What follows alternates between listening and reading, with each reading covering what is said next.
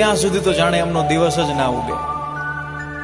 હંમેશા એકાદશી યાદ રાખવા વાળા, અરે પૂનમ અને અમાસ યાદ રાખવા વાળા, આ ભગવાન ઉપર પ્રચંડ ભરોસો રાખવા વાળા અને સમાજનો ડર પાળવા વાળા, જૂના ચપ્પલ, ફાટેલી બંડી અને તૂટેલી દાંડીવાળા ચશ્મા પહેરવા વાળા, ગરમીની સિઝનમાં આચાર પાપડ બનાવવા વાળા અને ઘરમાં જ ખાંડેલો મસાલો વાપરવા વાળા, અને હા, હંમેશા દેશી ટામેટા, દેશી રીંગણા અને દેશી મેથી જેવી શાકભાજી શોધવા વાળા, આ નજર ઉતારવા વાળા, કંદોય ખસી હોય તો ઠીક કરવા વાળા, અરે લીમડાનું કે બાવળનું દાંતણ કરવા વાળા અને શાકભાજીની લારી વાળા સાથે 1 કે 2 રૂપિયા માટે જીભાજોડી કરવા વાળા.